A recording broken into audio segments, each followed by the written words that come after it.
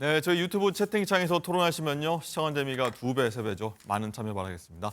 네, 저희 프레스룸 라이브의 뉴스 핵심 관계자분들 나오셨습니다. 안녕하십니까? 안녕하세요. 네, 어서 오세요. 네, 저희가 다룰 첫 번째 오늘의 주제 화면으로 먼저 만나보시죠.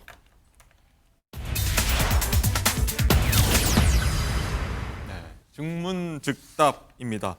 자, 어제 있었던 윤석열 대통령의 취임 2주년 기자회견 소식으로 한번 시작하겠는데요. 21개월 만에 회견이었고 73분간 기자들 질문 20개를 받았습니다. 취임 100주년, 100일 기념과 비교해서는 그냥 좀 많이 늘어난 개수였는데, 자, 먼저 영상으로 어제의 모습 확인해 보도록 하겠습니다. 요즘 많이 힘드시죠?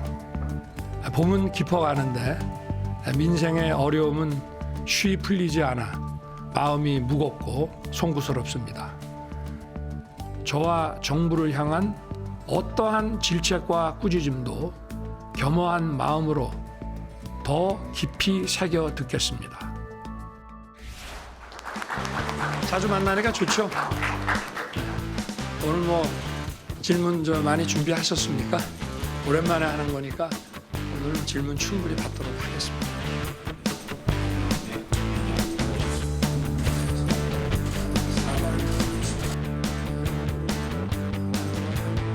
충분히 시간을 드리고 싶지만 시간 관계상 이 정도로 줄여야 할 것 같습니다. 한두 분만 더 하시죠. 그럼 추가 질문을 한 2분 정도 더 받아볼까요?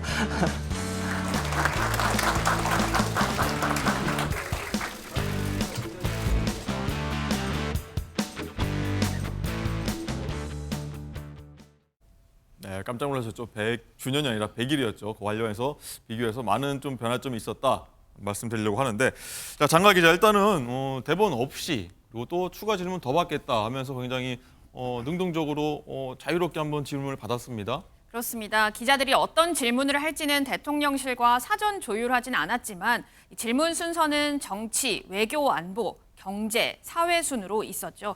각각 예상되는 현안, 그중에서도 좀 민감한 사안에 대해서는 대통령실이 미리 철저히 준비를 한 것으로 보입니다. 다만 그 답의 적정성이나 깊이에 대해서는 해석이 좀 엇갈리고 있습니다. 자, 어제 회견을 좀 요약을 해보자면 우선 독특한 구성이 눈에 띄는데요. 대통령은 10시부터 22분간 자신의 집무실에서 그간 국정 운영 성과 그리고 앞으로의 방향을 설명을 했습니다. 이후 1층 브리핑룸으로 한 2, 3분가량 걸어 내려가서 기자회견을 했는데 굳이 분리된 공간에서 먼저 회견을 한 건 민생을 위한 현 정부의 진정성을 좀 소상히 전달하고 싶은 대통령실의 의지가 있었던 것으로 해석이 되고 있습니다. 자, 또 눈썰미가 좀 좋으신 분이었다면 어제 대통령이 처음에 모두 발언을 할 때 눈여겨보셨을 텐데 대통령이 이 집무실에서 모두 발언을 할 때 책상 한중간에 영어로 적힌 명패가 있었습니다. 네. The buck stops here이라고 적혀 있는데 이 명패가 조 바이든 미국 대통령이 한국에 왔을 때 윤 대통령에게 준 선물이라고 합니다. 그렇군요. 모든 책임은 내가 진다라는 의미로 이 해리 트루먼 전 미국 대통령의 좌우명인데요. 이 대통령이 모두 발언을 이어가는 22분 동안 이 명패도 함께 계속해서 비춰진 건 사실 우연이 아니라 그만큼 대통령이 모든 것이 자신의 책임이라는 점을 상징적으로 드러내려는 취지로 해석이 되고 있고요. 네. 또 어제 기자회견이 생방송이기 때문에 대통령의 몸짓이라든지 표정이라든지 이런 것들이 모두 여과 없이 나왔는데 얼마 전 의대 정원 필요성을 역설하던 때와 비교하면 좀 많이 부드러워진 모습을 확인할 수 있으셨을 겁니다. 하지만 특히 한동훈 위원장에 대한 질문이 나왔을 때는 윤 대통령이 4초가량 좀 머뭇하는 모습을 보이기도 했습니다. 네. 자, 어제 여야 그리고 국민 여러분께서도 많은 분들이 아마 평가들이 좀 엇갈린 것으로 좀 알고 있고 그런 평가가 나왔는데, 자, 서정욱 변호사님, 먼저 어제 기자회견 총평 그리고 점수 몇 점 정도 주실 수 있겠습니까? 저는 이제 어제 제가 방송 세 군데에서 다 100점씩 줬거든요. 100점입니까? 예. 예. 제가 보기에 흠잡을 데가 별로 없을 것 같아요. 질문도 상당히 훌륭했고요. 기자들이 예의를 갖춰서 다방면의 분야별로 정치, 경제, 우리 안보, 사회 네 개 이렇게 분야. 골고루 예의를 갖춰서 이제 질문이 나왔고 대통령도 이제 솔직하고 허심탄회하게 본인이 다 답변을 소상하게 했다 이렇게 보이기 때문에 저는 상당히 긍정적으로 평가하고 다만 이제 만시지탄은 있죠. 이런 기회를 이제 이렇게 오래간만에 가질 이유는 없어요. 앞으로 이제 좀 더 자주 소통하고 그리고 이제 그 언론뿐만 아니라 대국민 소통도 직접 하고 이렇게 그 하면 뭐 저는 상당히 그 도어 스토핑까지 하나 더 하면 아마 앞으로 이제 한번 더. 예, 불통 이야기를 듣지 않지 않을까 이렇게 생각합니다. 도어 스토핑은 일주일에 한두 번이라도 좀 정기적으로 할 필요가 있죠. 네, 예전처럼 출근길 문답 네. 다시 부활했으면 좋겠다는 의견까지 주셨고, 자, 강성필 부위원장님 100점 흠잡을 수 없다 이렇게 평가하셨는데 어떻게 하시겠습니까? 예, 저는 뭐 박하다고 하실 수 있지만 저는 한 60점 정도로 평가를 합니다. 절반은 넘는다. 그러니까 뭐 과락은 면한 거죠. 그러니까 과거에 뭐 국무회의 발언이라든지 뭐 대담이라든지에 비하면 상당히 높은 점수고요. 이유는 그렇습니다. 태도는 전반적으로 변하신 것 같습니다. 하지만 결론 그리고 또 마음가짐, 그러니까 국정의 기조 이런 것들은 좀 변하지 않았다라는 것을 봤어요. 그래서 좀 아쉬운 거죠. 그러니까 그럼에도 불구하고 조금 긍정적인 면을 찾아본다고 하면 김건희 여사 명품 백과 관련해서 현명하지 못했던 처신이라고 사과는 분명히 하셨다. 그렇기 때문에 거기에 대해서 조금 평가를 해줄 수밖에 없다. 그다음에 뭐 최상병과 김건희 여사 특검과 관련해 가지고는 아직도 특검을 받을 수 없다. 거부를 하는 어떤 태도를 보이셨기 때문에 이 부분에 있어서 좀 아쉬웠다라고 보여지고요. 네. 그다음에 이제 마지막으로 좀 아쉬웠던 것은 이 외신 기자와 관련된 조금 기자와의 질문은 좀 따로 했으면 어땠을까. 대통령께서 아주 오랜만에 하셨기 때문에 네.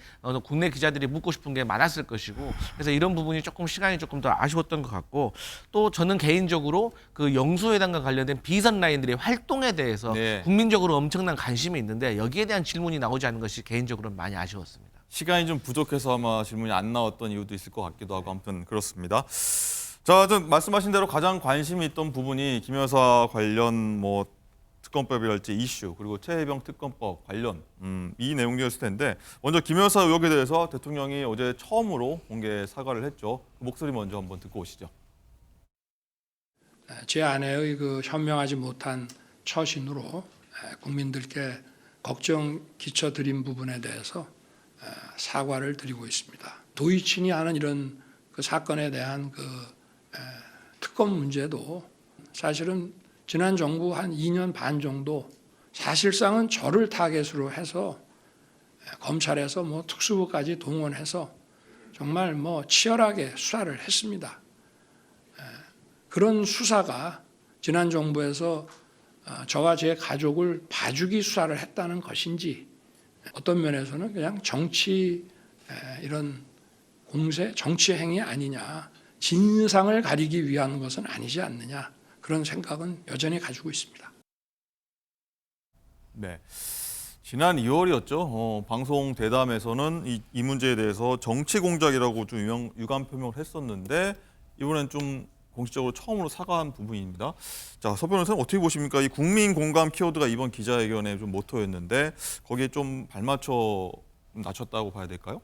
그렇죠. 제가 보기에 최대한으로 사과했다 봅니다. 현명하지 못한 처신으로 죄송하다. 네. 이렇게 보이고 다만 이제 특검에서요. 지금 형사 1부에 중앙지검 김건희 여사 거 한 건 있고요. 그다음에 김정숙 여사 게 3건이 있습니다. 타지 마할 그리고 이제 그 샤넬 옷 있잖아요. 관봉권. 그리고 이제 그 수영 강습을 받은 거 경호관한테 이 3건이 있어요. 그런데 김건희 여사 거는 이제 그 파우치 300만 원. 이거는 이제 전담팀까지 구성해서 특수부 있던 이게 조국팀에 있던 검사 3명까지 이렇게 만들었잖아요. 검찰에서요? 예. 그렇다면 이제 그 수사는 지켜봐야 되는 거고요. 네. 여기서 저는 그러면 이제 김정숙 여사는 어떡할 거냐? 3건이 있는데 지금 검사 1명이 들고 수사가 진척이 안 돼요. 그렇다면 저는 파우치 하나에 전담팀에 3명이 오면 김정숙 여사는 최소한 이게 3건이니까 9명 전담팀은 만들어야 되는 거 아닌가? 이걸 첫째 지적하고 네. 그다음에 두 번째 도이치인데요. 이거는 수사할 때 그냥 김건희 여사 이름을 가리고 한번 보자고요. 그때 그 주가 조작할 때 보면 이제 그 계좌들이 이용되죠. 한 100여 명 가까운 계좌가 이용됐죠. 그런데 한 명 기소해서 무죄나고 나머지는 이제 전부 기소도 못하고 무혐의했잖아요. 근데 왜 김건희 여사만 아직까지 처리 안 합니까? 이름을 가리보자니까 계좌별로 사람 이름 다 가리고 똑같이 보면 이게 당연히 100명이 무혐의가 됐다면 김건희 여사도 이게 처리했어야 되잖아요. 이게 저는 잘못됐다는 거예요. 그때 윤석열 총장은 지휘권도 못하고 중앙지검장이 이승윤 이번에 그 국회의원까지 됐잖아요. 이런 식으로 이게 탈탈 털었단 말이에요. 따라서 저는 도이치는 이게 당연히 그 다른 사람하고 형평을 본다면 특검 대상이 아니고 네. 그다음에 이 파우치는 지금 전담팀이 있으니 지켜보자. 따라서 근데 지금 김건희 여사 특검법 운운할 때는 아니다. 이렇게 봅니다. 네, 하나씩 한번 뜯어보셨고 다시 한번 질문 드리면 정치 공작이라는 어떤 유감 표명 단계에서 어떤 국민 눈높이에 맞춰서 이번에 좀 더 진전된 발언, 뭐 진전된다는 게 좀 적절치 못할 수도 있으나 이런 배경은 뭐라고 보십니까? 아마 근데 사과를 옛날에 한 배경. 그러니까 KBS 대담할 때는 이제 그 박절하게 뭐 거절을 좀 예. 못했다 이런 식으로 이제 했잖아요.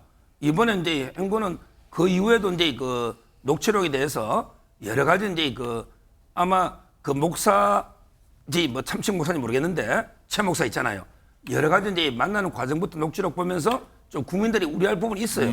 파우치 자체가 범죄는 아니더라도 이런 공작에 좀 이용당했지만 좀 우려할 부분이 있으니까 아마 이걸 가지고 이제 대통령이 여론을 의식해서 최단에게 사과한 걸로 보입니다. 네, 강성필 부위원장 생각도 좀 궁금한데 이 사과한 부분 어떤 의미를 좀 부여하시겠습니까? 그러니까 이 문제와 관련해 가지고는 대통령께서 드디어 이제 국민의 정서를 이해하신 거예요. 우리 뭐 여당에서는 자꾸 아니고 억울하다 뭐 이런 얘기 하시는데요. 온 국민이 그 영상을 봤잖아요. 그 영상 보면 얼마나 화기애애합니까? 뭘 이런 걸 가져오시냐고 하시고. 그리고 그 명품 가마이든 뭐 파우치든 간에 어쨌든 그게 300만 원이 넘는 거 아니에요. 그리고 이것이 지금 대통령실 창고에 있다고 하는데 이 창고에 있는 이유는 대통령 기록관실로 가기 직전에 이제 모아두는 것 아닙니까? 근데 이게 무슨 보존 가치가 있어서 무슨 창고에 놔두고 대통령 기록관실로 가겠습니까? 그래서 이런 것들이 국민 정서에 맞지 않고 국민들이 여기에 대해서 좀 서운해하고 화가 나 있는데 여기에 대해서 끝까지 억울하다고 하면 국민들이 어떻게 생각하실까를 좀 잘 생각해 보셔야 된다고 생각하시고요. 그다음에 이제 그 도이치모터스와 주가 조작 관련해 가지고는 뭐 여러 명이 관여되어 있긴 하지만 1차, 2차와 관련해 가지고 둘 다 계좌가 활용된 분은 김건희 여사 통장밖에 없다는 어떤 보도가 있잖아요. 그리고 증권사 직원과의 통화 녹취록도 드러났는데 그 내용도 보면 인지를 하고 있었다고 충분히 의혹을 제기할 만한 내용들이 있기 때문에 의혹인 거예요. 그리고 이게 일반 사인의 문제가 아니라 대통령의 배우자이기 때문에 과거 일까지 이제 국민들께서 궁금해하고 좋지 않게 보신다는 점을 좀 유념하셨으면 좋겠다. 이 정도 네, 말씀드리겠습니다. 관련해서 이제 검경이나 공수처 같은 기관에 뭐 봐주기 수사나 부실 수사 의혹이 있게 되면 결과 보고 그거 보고 난 다음에 문제가 있으면은 이제 특검을 다시 본인이 직접 주장하겠다. 이렇게까지 한 부분에 대해서는 또 어떻게 평가하시겠어요? 그러니까 그 최병 말씀하시는 예. 거예요? 아니 김건희 여사와 관련된. 김건희 여사와 관련돼서는 저도 조금 애매한 면은 있습니다. 그러니까 어쨌든 간에 김건희 여사가 사인 시절, 그러니까 네. 대통령의 배우자가 되기 전이잖아요. 그렇기 때문에 이것까지 특검을 하는 것이 맞는지에 대해서는 저는 개인적으로는 좀 의문이 있고요. 하지만 이제 또 양평 고속도로와 관련된 것은 특검 전에 조금 국정조사로 먼저 한번 다뤄보는 것이 어떤가라는 좀 생각을 해봅니다. 알겠습니다. 자, 그리고 검찰이 또 이원석 검찰총장 지시로 전담 수사팀 만들어서 이제 관련 의혹 수사 중인데 일단 이건 변호사님 일단 가방을 건넨 최재형 목사죠. 네. 최재형 목사를 고발한 시민단체 관계자들을 불러서 조사를 시작했더라고요. 맞습니다. 지난 2일 이원석 검찰총장이 이 김건희 여사 사건 관련해서 신속하게 수사하라라고 지시를 내린 지 일주일 만이죠. 어제 서울중앙지검에서는 이 최재형 목사를 고발한 시민단체 관계인들에 대한 고발인 조사를 벌였습니다. 이 고발인 신분으로 출석했던 관계자들은요. 검찰 수사 전에 기자들을 만나서 성직자가 해서는 안 되는 행동을 했는데 이걸 공익 목적이다라고 주장하는 최재형 목사의 주장 어불성설이다라고 반박했고요. 반면 이 최 목사 측은 이 해당 행위 어떤 범죄의 목적을 가지고 한 것은 아니었고 범죄 고의가 아닌 공익 목적이었다. 비밀 경찰처럼 우린 취재한 것이다라는 입장을 견지하고 있습니다. 물론 이 부정청탁, 이 청탁금지법상 배우자 처벌 조항은 없지만요. 이 해당 금품, 명품백이 윤 대통령의 직무와 연관된 것인지를 보기 위해서는 최재형 목사뿐만 아니라 김건희 여사에 대한 조사도 불가피하다라고 보여지기 때문에 어떤 방식으로 검찰이 김건희 여사를 조사할 것인가를 두고도 많은 분들이 주목하고 있습니다. 뭐 직접 불러서 소환 조사를 하는 방법도 있을 것이고요. 또 서면 조사의 방법도 있을 것이고 지금 참고인 신분으로 아마 조사를 할 것으로 보여지기 때문에 이런 경우에는 관저나 제3의 이제 장소에서 조사를 하는 방법 등등 여러 가지 방법을 검찰에서 고심할 것 같습니다. 네, 그렇군요. 자, 그리고 또 다른 민감한 현안이죠. 야당이 요구하는 최혜병 특검법 이 내용인데 장관 기자 일단 대통령이 사실상 조건부로 좀 수용하겠다 이런 좀 뜻을 밝혔어요. 그렇습니다. 우선 순직한 최혜병에 대해서 앞길이 구말리인 청년인데 가슴이 많이 아프다라고 언급을 했는데요. 그러면서도 현재로서는 이 수사 결과를 믿고 지켜보는 게 옳다고 했습니다. 목소리 직접 들어보시죠. 순직한 그 사고 소식을 듣고 저도 국방장관에게 좀 질책을 했습니다. 앞으로 대민 작전을 하더라도 이런 일은 절대 일어나면 안 된다. 이렇게 좀 질책성 당부를 한 바 있습니다. 어떻게 이 사건을 대충 할 수가 있겠으며, 그리고 수사를 하면 다 드러날 수밖에 없는 일들입니다. 그래서 어쨌든 지금 이렇게 진행되는 것을 잘 지켜보고, 만약에 국민들께서 이거는 봐주기 의혹이 있다, 납득이 안 된다라고 하시면은 그때는 제가 특검하자고 먼저 주장을 하겠습니다. 네, 이렇게 조건부 수용 뜻을 밝혔는데 일단 서정욱 변호사님, 일단은 최혜병 순직 사건 외압 의혹과 맞물려서 가장 키워드가 이건 것 같아요. VIP 경로설. 이게 굉장히 이슈가 되었고 뭐 외압 의혹이 실제로 있는 거 아니냐라고 불거진 부분인데 여기에 대해서는 답변을 하지 않았는데 그 이유는 있을까요? 지금은 이제 그 계속 언론에서 뭐 놓으면 경로 하는데 네. 경로가 이게 어디까지가 경로인지 그것도 이게 애매한 용어 아닙니까? 아마 대통령은 이제 그 군 통수권자로서 국방부 장관을 통해서 이제 그 군정 군령을 다 행사하거든요. 아마 두 가지 정도로 이제 질책을 한 것 같아요. 뭐 질책이다. 화를 좀 뭐 경로라는 표현보다는 대통령이 볼 때는 이게 두 가지가 질책할 수 있는 게, 첫째가 바로 대통령이 인정한 거 있잖아요. 저 부분. 왜냐하면 이제 그 생존자 구조할 때는 무리하게 좀 위험이 있더라도 구조를 해야 되잖아. 네. 근데 사망자 실종은 오히려 이제 그 구조하는 분의 안전이 더 중요하잖아요. 물론 사망자도 빨리 구해내야 되지만, 근데 좀 무리하게 작전한 거 아닌가? 네. 사고가 났기 때문에 이거는 이제 질책한 거 하나. 네. 그다음에 두 번째 그 부분에 대해서는 대통령이 설명을 한 거죠. 있고, 그다음에 또 하나 질책한 거는, 이거는 제 추측인데 아마 제가 대통령이라도 자 이렇게 사고가 났는데 그러면 이제 그 사고 경위라든지 이걸 쫙 정리해 가지고 경찰에 이첩하면 되잖아요. 예. 근데 무리하게 박정훈 대령이 자기가 수사권을 행사해 가지고 자기가 이게 어느 범위까지 범인인지 책임자인지 이걸 수사를 하려고 하니까 이거야말로 이게 월권이잖아요. 이첩을 해야 되는데 수사를 하려고 했다. 예. 앞으로 이런 사건 계속 불행하지만 나옵니다. 군대에서 사망 사건 나옵니다. 그다음에 성범죄 사건 군대에서 나옵니다. 앞으로 이게 선례가 돼요. 이런 경우에 사망 사건 나올 때 군대에서 계속 우리가 수사해가지고 뭐 사단장, 대대장, 연대장 책임자 우리가 수사해서 이게 단정해서 넘길 거니, 아니면 이게 그냥 개요만 적어서 경찰에 넘겨서 경찰의 판단이 맡길 건지, 이게 선례가 되잖아요. 근데 두 번째 게 맞거든요.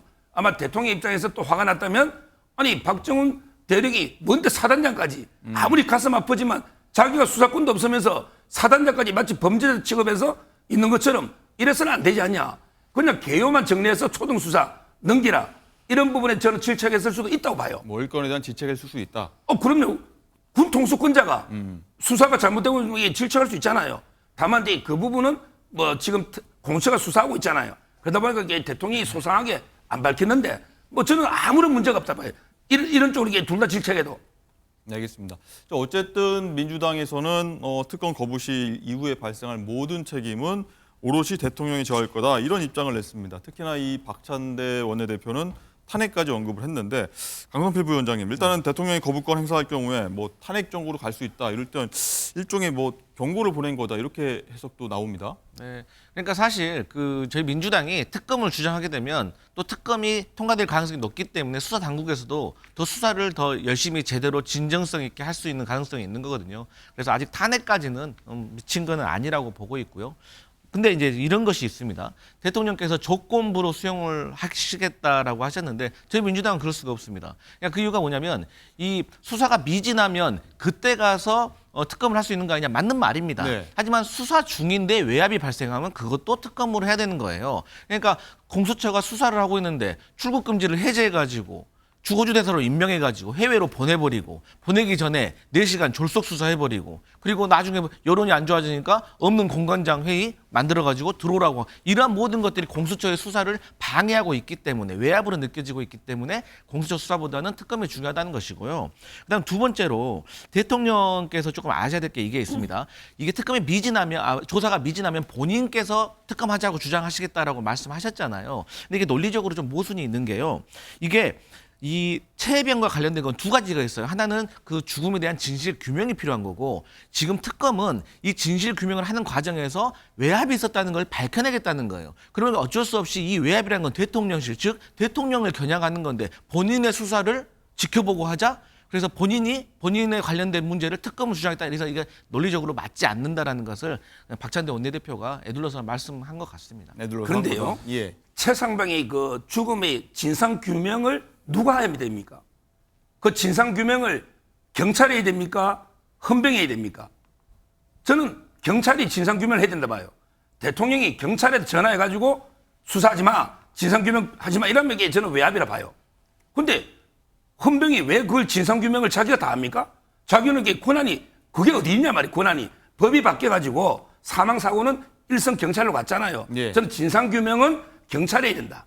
따라서 경찰에 방해했다면 외압이다. 근데 그게 아니라면 외압이 아니다 이렇게 봅니다. 근데 이 이첩을 했는데 그럼 왜 다시 그걸 회수해가지고 옵니까? 떳떳한데? 그리고 기초조사를 넘겨야 되는데 그럼 기초조사를 넘길 때 신상이 들어가고 혐의가 적시돼야 되는 거 아닙니까? 그래서 그 혐의가 맞는지 안 맞는지는 경찰청에서 해결해야 될 문제지만 그 정도도 적지 못하게 하는 것이 외압 아닙니까? 저는 그렇게 생각합니다. 근데 앞으로는 개요만 적어야지 사단장, 뭐 대대장이 과실범의 공동정범이다. 이런 식으로 이게 범행을 단정하면 안 됩니다. 왜냐하면 이게 무죄 추정 떠나서 그거는 경찰이 범인을 정하는 문제고 헌병에서 미리 범인으로 단정해서 뭐 마치 이게 범죄자인 것처럼 이 수사권도 없고 그걸 넘기면요 안 되고 앞으로 이런 일이 많이 생깁니다. 네. 앞으로도 이게 선례가 돼요. 그냥 개요만 적으면 예를 들어 사단장을 포함한다 해서 뭐 경찰이 사단장을 기소하는 거 아니잖아요. 또 이게 뺀다 해서 수사 못하는 거 아니잖아요. 어차피 경찰이 직권으로 합니다. 이거는 의미 없는 거예요. 네. 그러면 8명을 적시를 했으면 그 8명도 넘겨야지 왜 거기서도 그것을 빼라고 합니까? 그래서 좀 그런 건 문제가 있다 저는 그렇게 봅니다. 마찬가지 여당과 야당이 지금 맞붙는 지점도 사실 두 분이 말씀하신 이 부분이라서 한번 차차 밝혀지지 않을까 싶습니다. 자, 어제부터 휴가에 돌입한 이재명 대표도 아마 기자회견을 굉장히 좀 꼼꼼하게 유심히 좀 봤을 것 같은데 아직 별다른 입장은 내놓지 않고 있죠. 일단은 휴가 가기 전에 이재명 대표는 어떤 목소리를 냈는지 먼저 듣고 얘기 이어가도록 하겠습니다. 걱정할 정도는 아닙니다. 잘 치료받고 오겠고요. 병명은 구체적으로 안 좀 그렇습니다. 아니 잠깐 입원할 거예요. 잠깐 입원하고 제가 지금 근 3년 동안 거의 쉬지를 못했기 때문에 잠깐 그 핑계로 좀 쉬어야 되겠습니다. 네, 장가 기자 일단은 이재명 대표가 입원한 이유 뭐 큰일은 아니라고 하는데 어떤 건지도 궁금하고 이번이 벌써 지난해부터 보면 세 번째 입원이죠.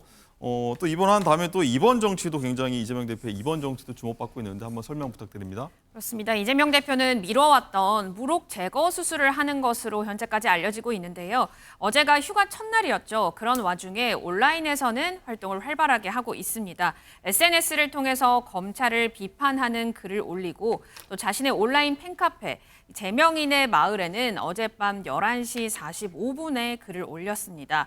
오랜만이죠. 고맙습니다라는 제목으로 게시된 이 글에서 이 대표는 어려운 환경 속에서의 승리는 여러분의 헌신과 기여 덕분이라면서 감사 인사를 전했고요. 그러면서 이 더 큰 힘을 모아서 큰 산을 넘어야 한다며 단합을 강조하기도 했습니다. 네, 그렇군요. 자, 서정욱 변호사님 일단은 영수회담을 하고 나서인지 모르겠으나 일단 어떤 SNS에다가 회담 기자회견이죠. 기자회견 내용에 대한 어떤 언급은 하지 않고 있는데 어떤 이유일까요? 아마 근데 지금 이번에 세 번째 입원으로 제가 기억하는데 네. 아마 이번에도 이제 저는 그 입원 정치를 하긴 할 것 같아요. 입원 정치. 처음에 이제 입원했을 때는 아마 단식으로 그때는 이제 그 마지막 날 체포동의안을 부결시켜달라고 글을 올렸잖아요. 네. SNS요. 그다음에 두 번째 입원은 이제 부산에서 그 테러 당했을 때 헬기 타고 서울대로 왔죠. 그때는 이게 마지막에 정성호 의원하고 현근택의 징계 문제를 논의하는 거 이게 또 놓았지 않습니까? 예. 저는 이번에도 이제 입원하면요 뭐 큰 수술 아닐 거예요. 그럼 이게 또 시간이 좀 있잖아요. 저는 입원 정치 할 거로 봐요. SNS를 어떻게 뭐 국회의장은 과연 엄정하게 중립을 지킬까요? 국회의장 선거에도 이게 좀 개입할 뭐 이런 여지가 있을 수도 있는 거고, 그건 제 추측입니다. 네. 아마 이제 그 병원에서 정치를 계속 소통할 거로 보고요. 여기서 제가 하나 이제 좀 드리고 싶은 말씀은 지금 의료 대란이잖아요. 우리 국민들은 제가 어떤 분하고 토론했더니 그 민주당의 패널이 암덩어리가 국민들은 커지고 있대. 암덩어리가. 네. 그런데 수술 날짜를 못 잡고 있다는 거예요. 지금 이제 그 부분도 좀 헤아려서 의료 빨리 이게 좀 해결되도록 좀 합리적인 대안. 제가 뭐 이게 입원한 걸 뭐라는 건 아닙니다. 당연히 뭐 국가 서열로서 서울대병원 입원할 수 있다 봐요. 네. 그런데 진짜 제주에도 어려운데 급한데 지금 이게 의료 파업 때문에 대란이잖아요. 입원 못한 이런 우리 국민들도 많다는 걸 좀 안타깝게 여기시고 좀 이게 이런 의료 개혁에 대해서 힘을 좀 실어주는 이런 것들에 관심을 좀 가져주면 어떨까 이런 제안을 해봅니다. 네. 강선필 부위원장 생각 좀 궁금한데 아까 말씀하셨다시피 비선 논란 관련해서는 얘기가 안 나왔습니다. 영수회담 관련된 뭐 네. 절차상의 문제에서 네. 이재명 대표는 뭐 그와 관련해서 이번 정치하면서 뭐 기자회견 그리고 네. 비선 논란 관련해서 어떤 입장을 살짝 낼까요? 어떨까요? 네, 뭐 모르겠습니다. 입장을 내실지 모르겠지만 일단 이제 병원에 계시면서도 네. 이 SNS를 통해서 이렇게 메시지를 내는 것은 이재명 대표가 100만 명이 넘는 유튜버 아니겠습니까? 그러니까 이분이 원래 생활적으로도 SNS에 민감하고 SNS를 통해서 소통하는 것을 성남시장 시절부터 매우 유명할 정도로 잘해왔던 분이세요. 그래서 그런 의미에서도 병원에 가셔서도 SNS를 통해서 많은 메시지를 내실 거라고 생각을 하고 또 이제 현장에 어떤 가셔야 되는 행사 같은 경우는 참석할 수가 없지만 나름대로 어떤 이슈에 대해서 보고를 받고 거기에 대해서 판단하고 선택하는 게 사실 대표의 위치거든요. 네. 그래서 이런 것들은 다른 참모들과 충분히 통화라든지 어떤 면담을 통해서 병원에서도 잘 하실 거라고 믿고요. 서정욱 변호사님 말씀하신 것처럼 이재명 대표는 이미 400명에서 500명 정도의 증원 규모가 적절할 것 같다고 입장을 냈고 의료개혁 또 관련. 대통령께도 이 힘을 실어주는 발언을 했기 때문에 그 부분에 있어서는 충분히 협치를 하고 있다고 말씀드릴 수 있겠습니다.